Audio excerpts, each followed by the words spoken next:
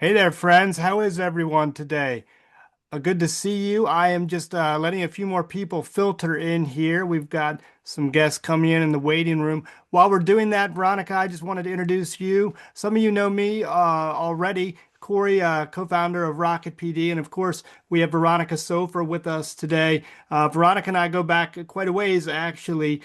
We've talked often on the phone about school communications and communications issues in Texas and elsewhere across the country. Her and I were talking before this call about this challenge of digital accessibility and this idea that a couple of years ago, some of the stuff that we're going to show you today wouldn't even have been possible. And one of the reasons that Rocket PD has gotten involved in this is because I have a close sort of personal story to accessibility. As someone with cerebral palsy, I came up in the public school system in Howard County, and I was telling V before we got on, I had a really positive public school experience. I had some folks in my life who were really excited to help me figure out how to turn my differences into strengths. And that really meant pulling me out of the classroom, helping me think about things like how to go up and down the stairs differently while carrying my backpack, or how to go through and open doors while holding things that a student, an able-bodied student, maybe wouldn't necessarily think of or might take for granted. I had to think through, but I was able to do that because I had access to some people and to some supports that made all of that possible. As I've been following what's going on with digital ADA compliance and accessibility, I've been thinking a lot about my past. And the woman who used to help me, her name was Miss Betsy, and all of the kids and all of really the parents too, who are going to need access to documents or who do need access to documents in order to support their children or in order to do better or be stronger academically. So, with that in mind, we'll get the conversation started. Let me just move something off my screen so I can see what we're talking about here. But we're going to call this digital ADA compliance without the fire drill. And V, why did we decide to name it this? Well, time is ticking, right? And so we haven't had a chance to really practice this. And for those of us in the school communication space, we're used to putting out fires. That's what we do. We also like a little bit of a heads up. So this is your opportunity, guys, to get a little bit of a heads up and really lock in and focus on what needs to happen to make sure that your school district is ready. But yeah, I'm really excited about the conversation, Corey.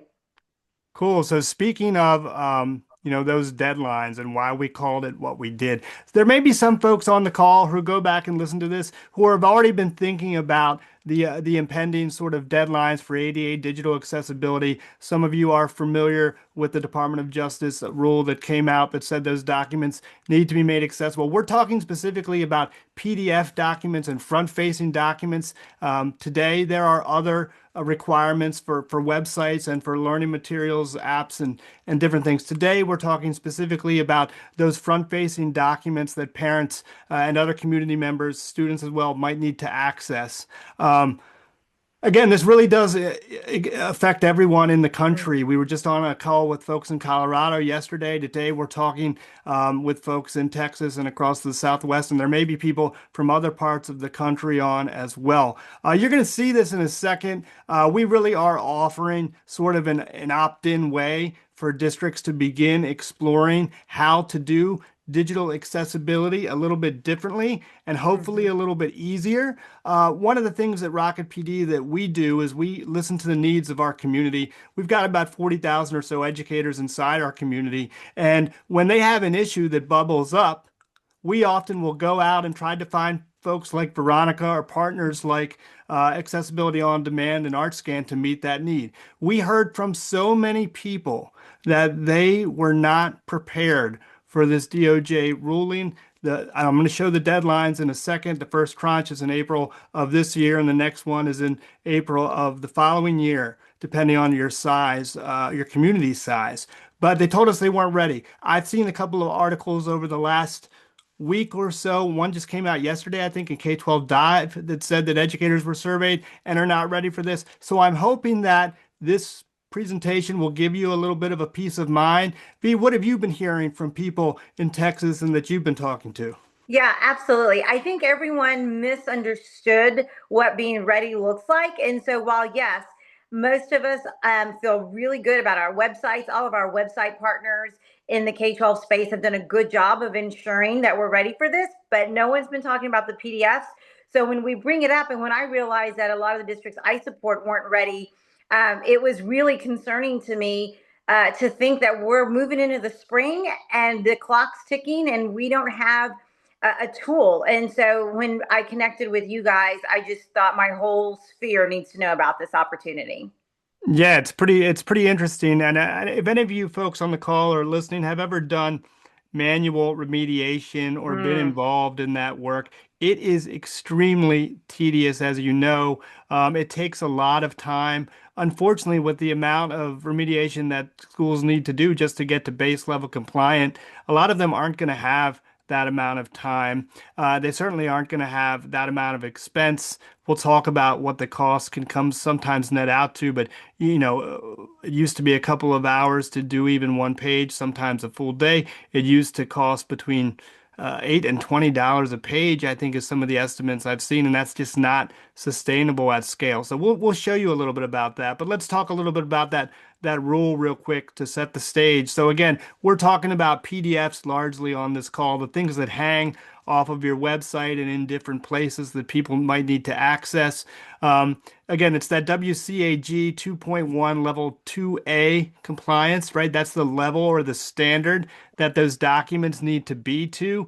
We're going to show you this tool. We're also going to show you that when you put documents through it, you receive a report back that lets you know to what percentage of standard that document has been remediated.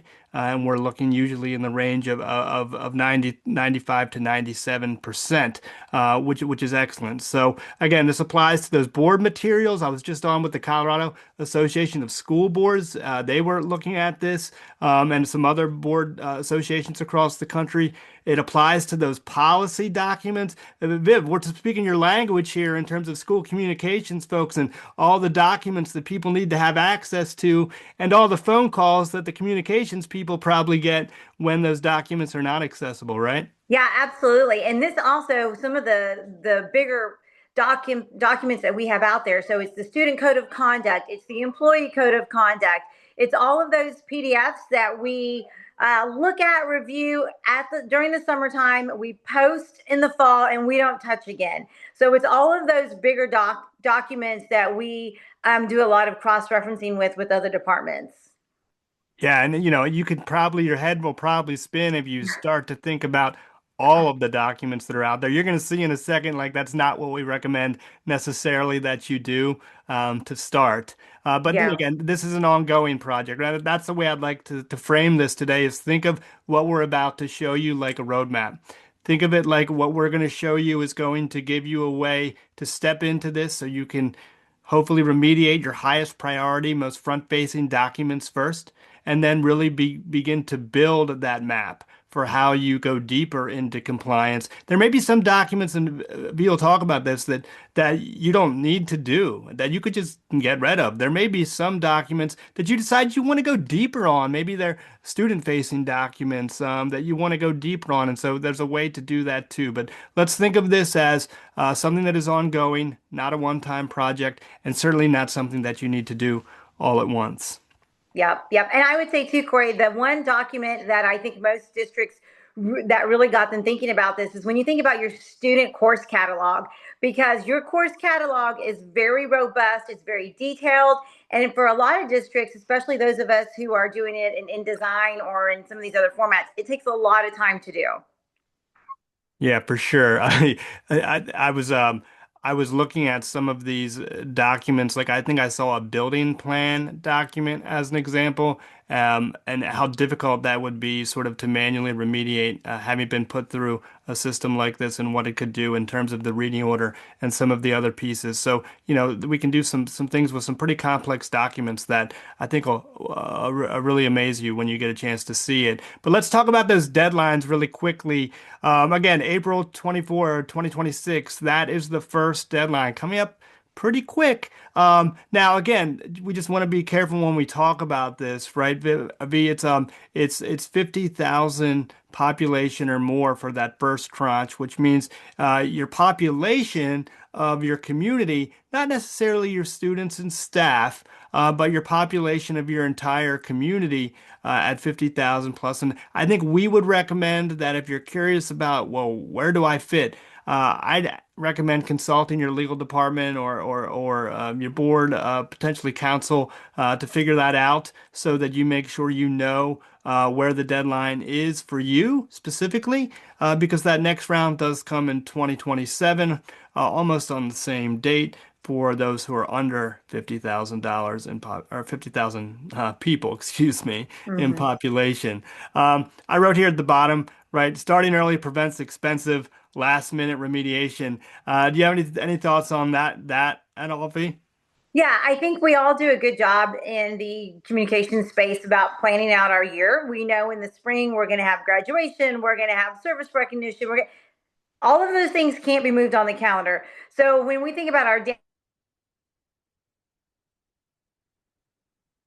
Hey V, if you can hear me, I just lost your audio, but I can, as you come back on, I can kind of pick up from there. So hopefully you'll be able to come back on in just a second. In the meantime, I think, what V's talking about here, right, is that you've got a calendar and you need to plan for when those different documents are going to come. And B was having, by the way, just so you guys know, a little bit of a power outage in Texas with crazy Texas weather, as I'm sure some of you are familiar. So she'll be back on in just a second. But let's give her a second, and we'll keep going. Again, start early. Prevent those expensive last minute remediation. Look at your calendar. Look for when there's going to be demands for a lot of front-facing documents, such as that graduation time at the end of the year, and plan accordingly. yep, absolutely. Here you are. Okay, so here's the reality, folks. And it's funny since we started doing this work, and one of the reasons we got involved in it is we started to do just some cursory scans of school district websites in different places across the country.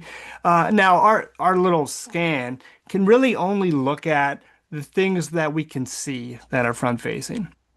And what we would see in looking at that, as we were just kind of dipping a toe in, so to speak, is that 30% to 40% of documents in most cases were being deemed out of compliance to that WCAG standard that I mentioned in the beginning of the webinar. When we started to see that, we started to think, gosh, if 30 to 40% of just what we can see is out of compliance, how much more is there that's potentially out of compliance that would need to be potentially corrected? V, are you back? Did you want to Yep. talk at all about the just the vast maybe universe of documents that's out there? Yeah, and let me just share too, for those of you that are in what we might consider mid-sized districts, at least in Texas, the documents that you're required to have on your PDF pretty much are going to be the same documents that a district that's got maybe only 2,500 or 3,500 students in it. So even though you might be a smaller district, the amount of PDFs that you might have available on your website is just endless. We're talking about campus sites, we're talking about teacher pages. When we let other people load things onto our website, oftentimes, because it's much easier for them to do so, they're loading PDFs. And I think that's the biggest challenge for those of us at central office who don't see what's posted on a daily basis. And I think that, Corey, is the biggest concern for Yeah. some of the districts I support. That's a really great point, V. And by the way, as you're thinking about that, don't let that keep you up at night. You could drive yourself mad thinking about all the documents everywhere. What we're going to show you again is a plan to really think about how do you prioritize the things that are most imminent or most critical, and then sort of build a plan, right, to go back and clean up the rest, maybe take some down, maybe remediate some, depending on what you find and what you deem is most important. So don't feel like because we're having this webinar that every single document that's ever been created and put on your website needs to be fixed by April if you're over 50,000 or April of the following year if you're below.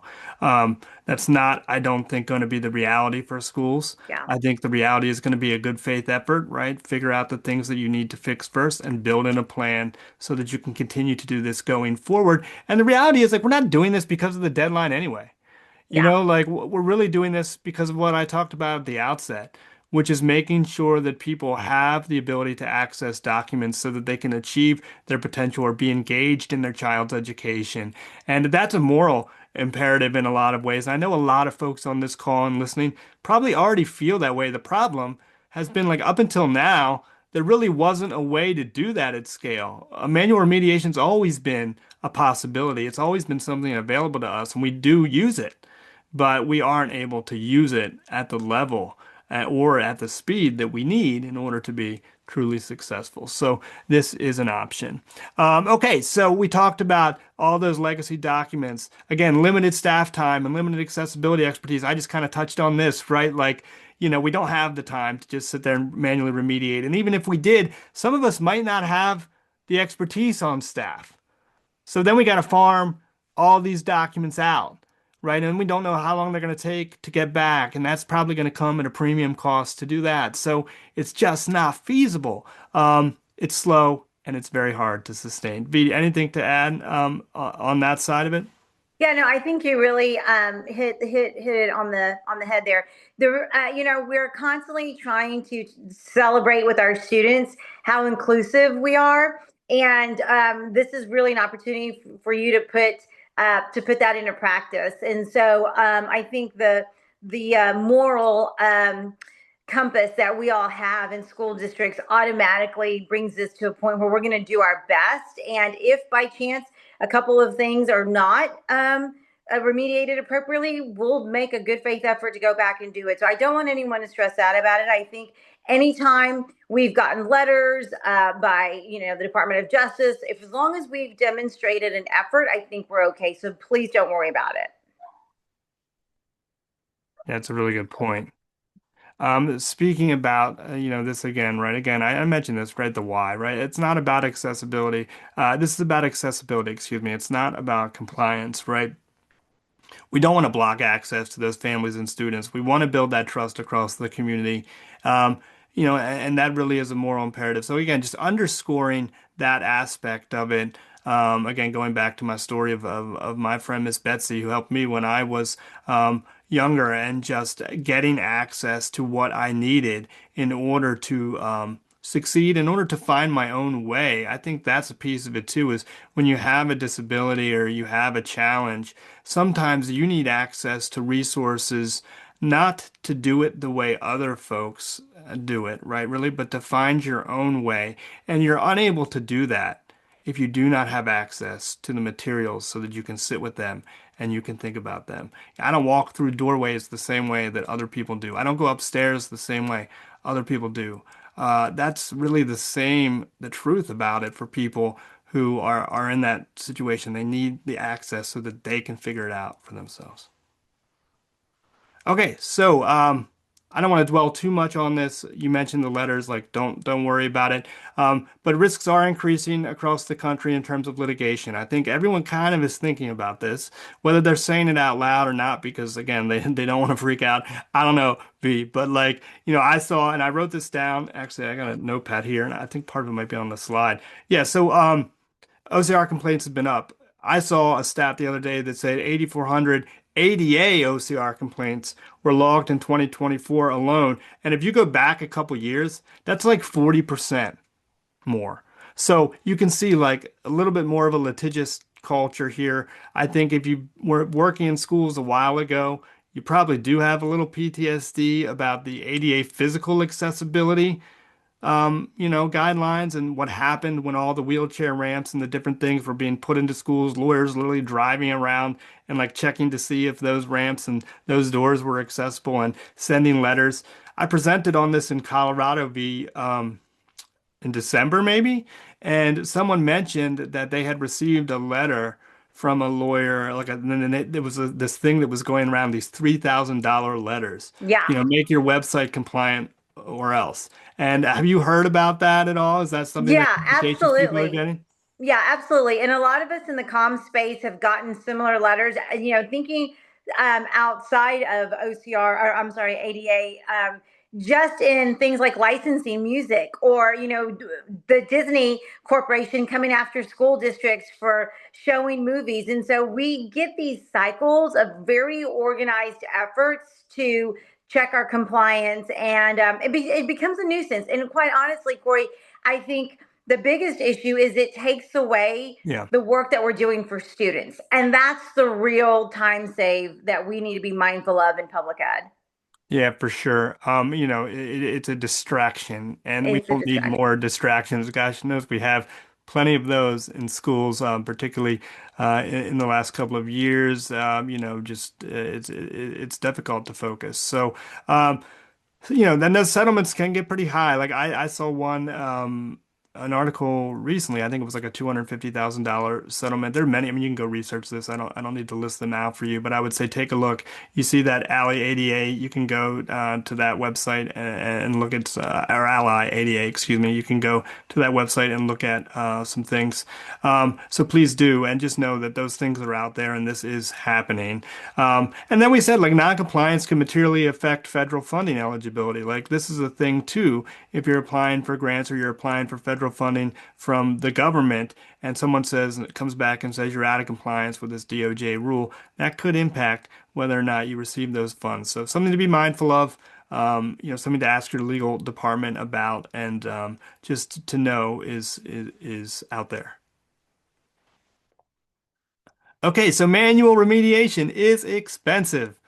We touched on this. I said I think I've seen this. I've seen different numbers. I've seen $8 to $30 a page. This one I put up here says $5 to $25 a page.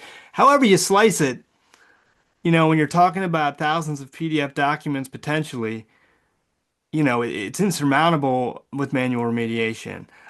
We often also underestimate the volume of the number of documents we actually have. And like we said, don't necessarily let it wash over you. You don't need to do them all at once, but we have all these people, as V mentioned, putting stuff up on our websites, and we don't always know what's going up. But I bet if you go back and you start to look, you'll be surprised about how much is actually out there. One-time projects do not solve a long-term problem, right? We know that. I think that no one's going to come in here and say, like, you're going to run this through and have all your documents compliant forever going forward. I think the key is that you find a solution like the one we're going to show you that is almost like a printer that you put in your office, right? And like when you need it, you can access it. And it's not SaaS, so you're not paying a monthly subscription for something that you're not using. This is AI based, it's tokenized in that vein, meaning that you pay for it as you go and when you need it. And I think a lot of districts will be happy to hear that because I don't know if I told you this, but in a former life, I was an education journalist. And one of the things I wrote about on my beat like was ed tech in schools. Yes. And I'll never forget the story that would come out every year, and every year the number would go up. School districts have like 150 unused SaaS applications that like 90% of teachers didn't even know that they had access to. Yeah, yeah. And it's true. And budget constraints are actually, they've always been a problem, but every year it seems to get worse and worse. And so as big E education is under attack, they're really hurting us where it hurts the most, and that is our pocketbook. And so I think finding a solution that can save money, save time, and be very justified is going to be really important moving forward. For sure. For sure. So I'm not gonna, run a demo. That's not really what I do. But I will tell you sort of how this works. And B, I know you've seen it work as well, so you can chime in. But one of the keys is I wrote AI makes accessibility achievable at scale. But this isn't something where we say now that you have AI, you don't need humans anymore. In fact, it's quite the opposite. I Hmm. think what it says is do automation first remediation, meaning take care of the bulk of stuff that you can take care of with automated AI-driven remediation so that you can really focus those human efforts on the areas that are going to need that deeper attention and that deeper remediation. And the way that this portal is set up, imagine it's a queue, right? And you can log in and you can see your queue and you can add documents in batches, large batches, to your queue.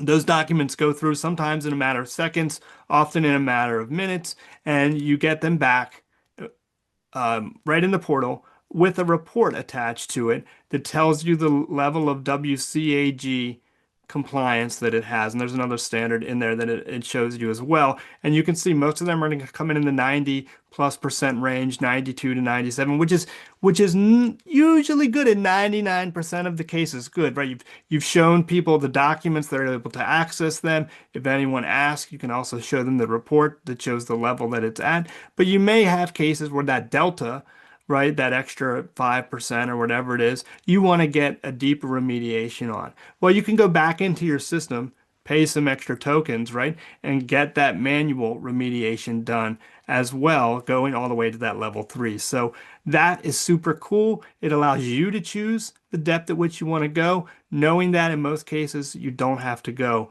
all the way to that level 3. Mhm. But yeah, I know you've seen this thing work. Anything to add in terms of what you've seen or how it goes? Yeah, I think the most important thing for people to understand is when it comes to those more complex documents. So think about your first financial report or some of these budget reports where there's Gantt charts or bar graphs or any of those visuals that tell a story. I think that being able to provide your community with accessibility to that type of information at that level is going to really improve your community engagement efforts. And it's going to really put some meat behind phrases like the district is committed to transparency. Well, are you really when you have documents out there that people can't read and access? So I think this is another tool that's going to just be more robust, that's going to make that argument easier for us to win in the public perception. So supporting not only the compliance piece, right, but the mission and vision of the Absolutely. district as well. Very cool. I know you always talk about telling your district story, V, and you can't. It's difficult to tell that story if you can't back it up. So that's really great to hear. Good advice. I'm gonna go to the next page, but just before I do, I'll let you guys know at the end. I'm gonna put up a QR code so you can actually see this thing work for yourself. We'll give you 100 credits. You can use your own documents and just test it out. So how it works, I kind of mentioned this already. I'll just double back, right? You just scan your documents into the system, or you put your documents into the portal. It scans them, it fixes them, it does that automated tagging. It does the reading order as we talked about earlier, the need to get that reading order correct, and that alt text. It escalates the edge cases, right? And then of course the proof. You get that report that goes along with it that lets you know that this now passes and to what percentage of the WCAG standard it's confident that it would pass at. And then, of course, I wrote this at the bottom and I kind of mentioned it, but I'll reiterate. I was on a call with my friend Jean-Claude Brazard, who runs Digital Promise, which I'm sure most of you are familiar with. And he was talking a lot about because Digital Promise has been deep in AI work. The need for where AI gets really, really useful is when you have the human in the loop.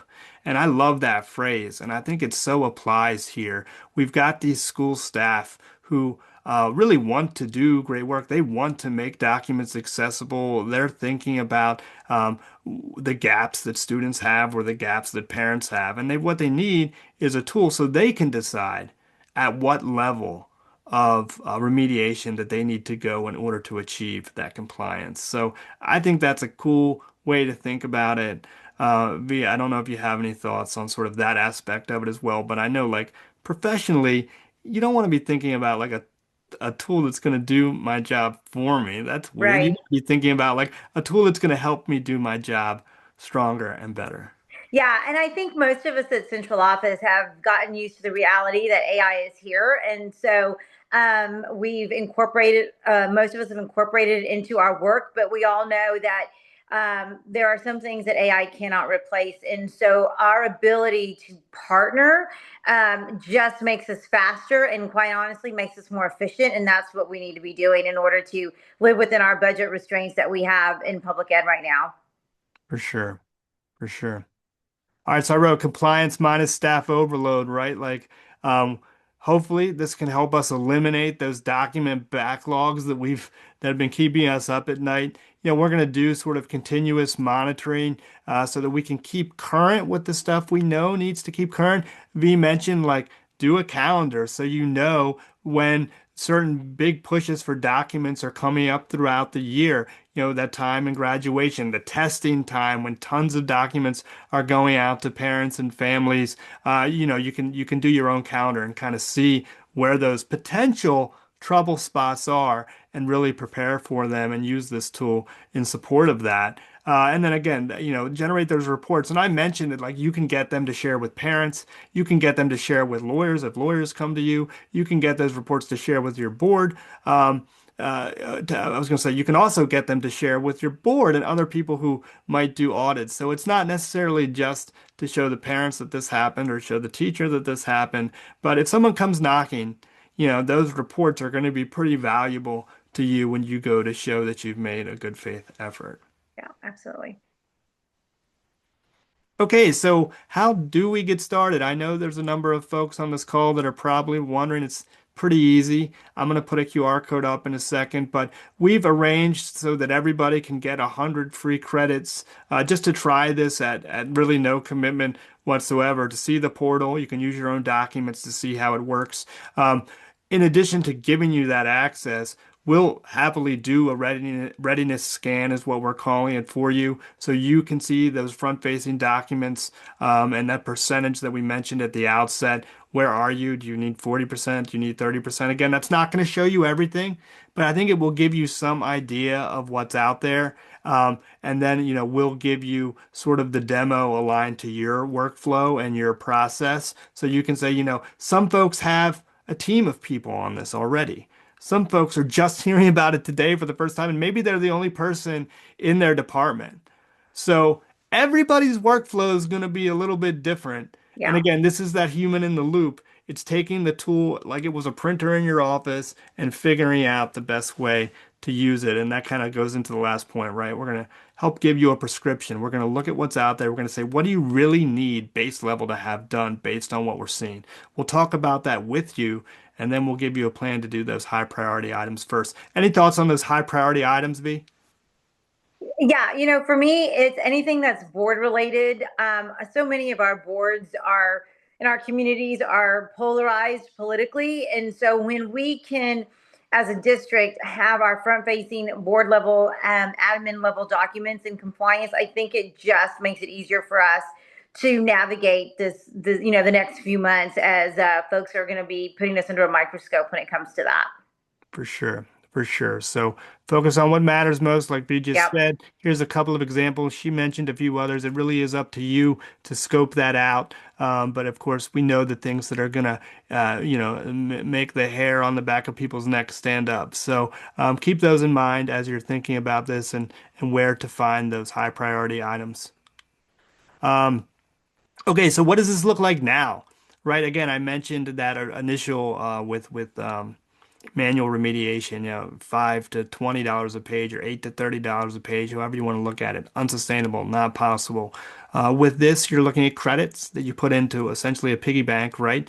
And you can go anywhere from 30 cents, which is a lion's share of the documents at level one or Yep. level two, and then all the way up to $8 a page for those deeper sort of level three documents. You get to choose again the level based on the need, and it's all tokenized. So it's just like that the bag of M&Ms might cost a little bit more than like the package of peanut butter crackers in the vending machine.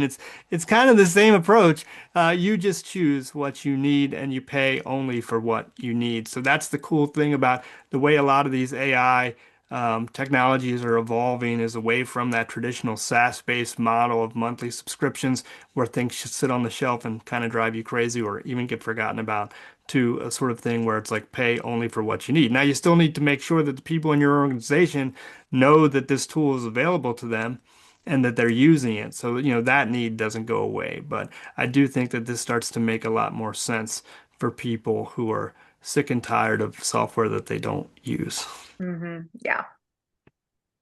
All right, so I am going to just throw this QR code up on the screen, friends. I'll leave it up here for a second. I already talked about a lot of what you're going to receive, but when you fill out that form, you're going to get the 100 credits. You're going to see you can sign up to see a demo of the tool using your own documents, and then we're going to do that readiness report with you to help you start to take a look at those high priority items. And again, think about when you're signing up for this, as you try it out, you think, yes, this is for me.